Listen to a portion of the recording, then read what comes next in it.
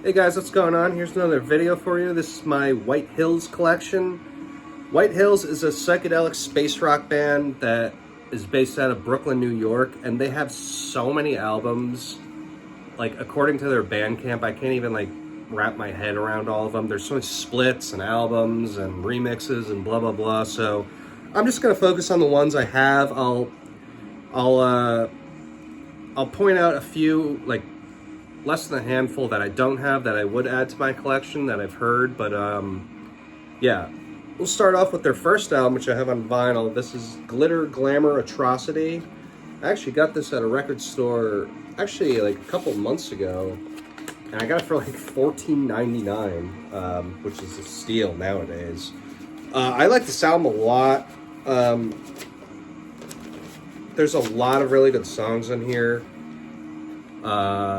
Under Skinner by Name, Spirit of Exile, Something Along the Way, and then the title track, Glitter Glamour Atrocity.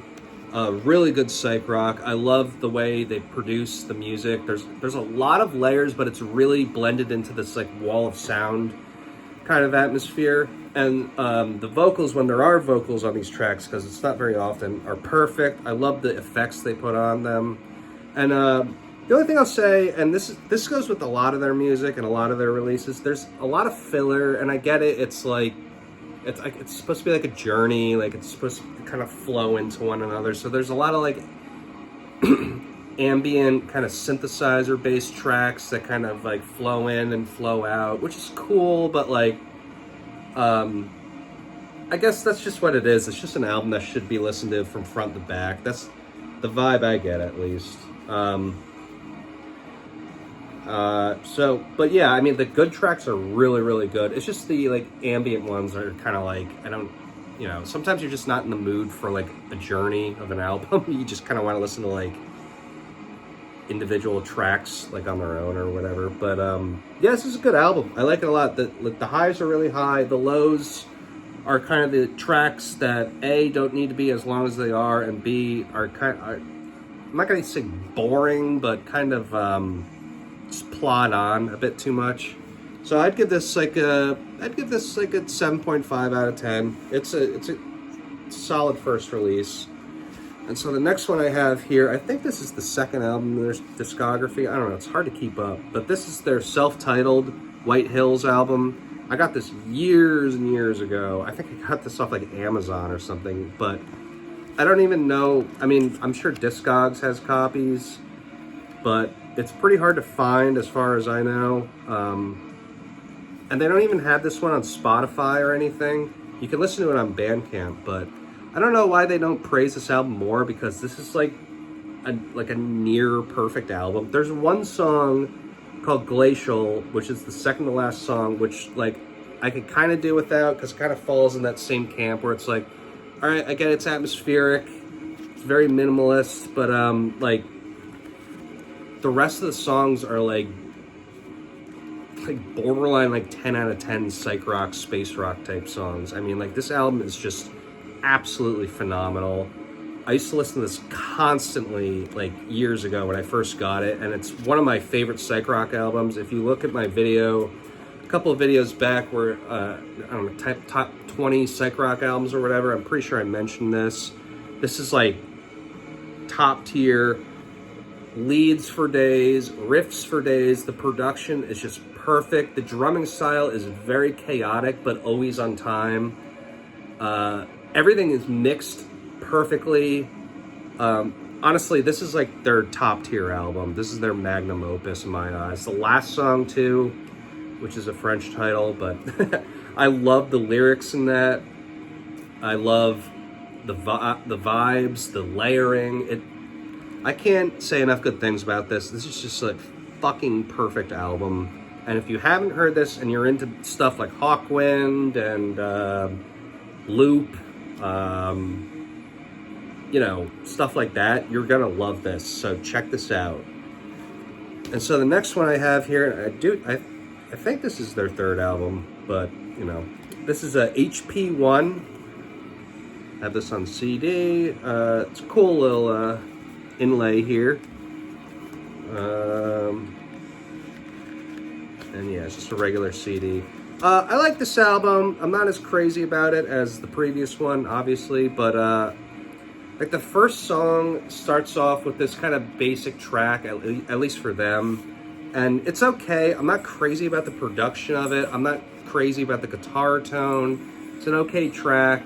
The second song is kind of more like psychedelia.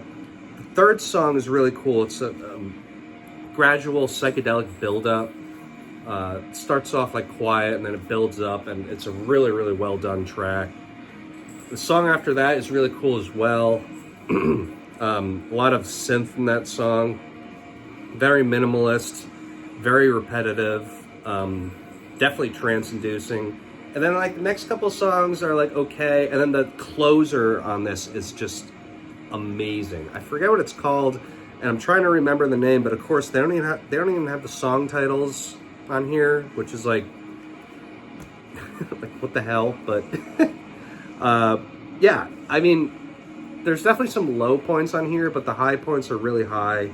I definitely like it a bit better than the first album, so I'd give this like an 8.5 out of 10. Like I said, I'm not crazy about the first song, and the others are fine. They're just kind of more like psychedelia, you know, gotta listen to the album in its entirety type thing. But the high points, like I've been saying, are amazing, just amazing.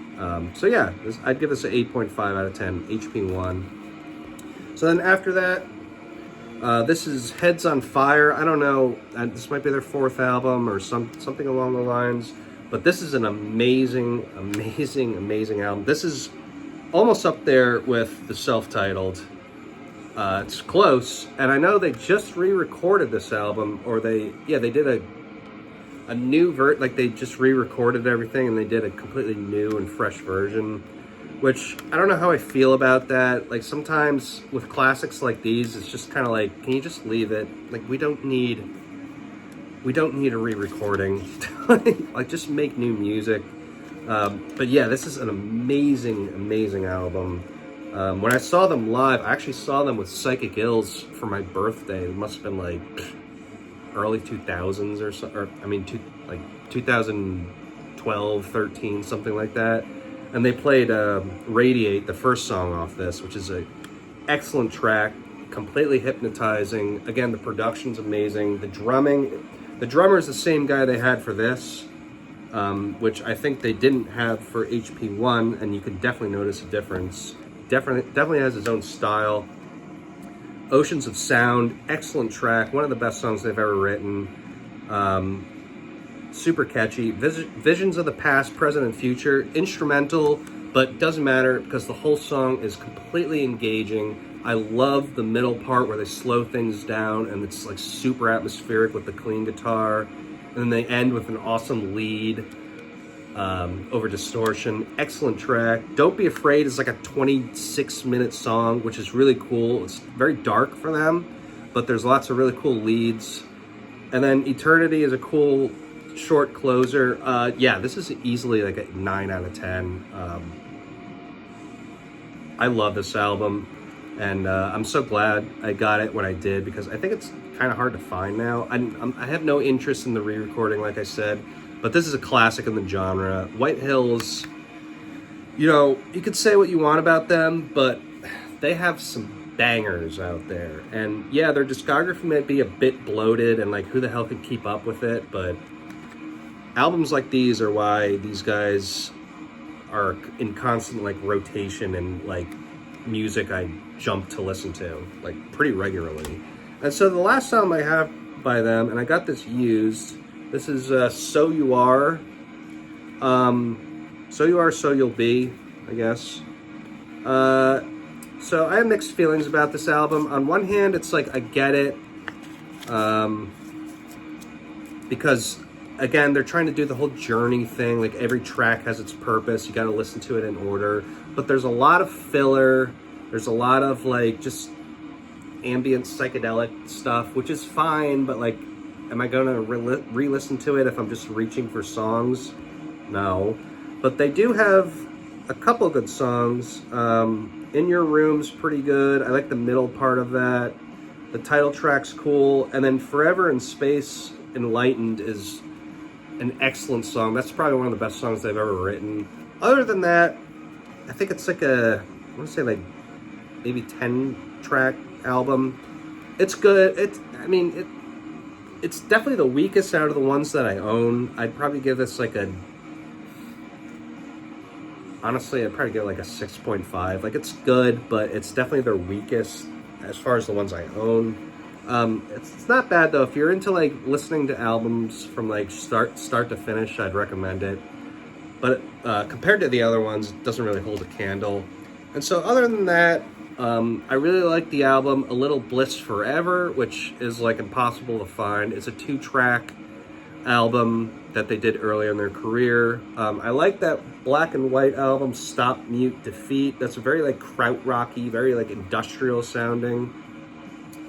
And then I like the one with I can't remember the name of it. I don't like Frying on This Rock. There's a few I don't like. I really didn't like the album from this year. I gave that a chance, and I wasn't digging it.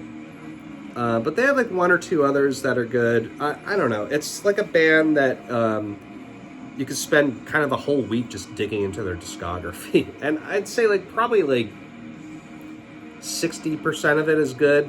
But the albums I just showed, with I guess maybe the exception of this one, are all worth checking out. If you like, like I said, bands like Hawkwind, Loop,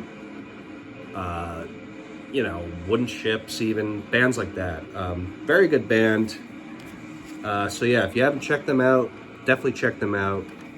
And yeah, that's it. Hope you guys enjoyed it, and I'll catch you on the next one.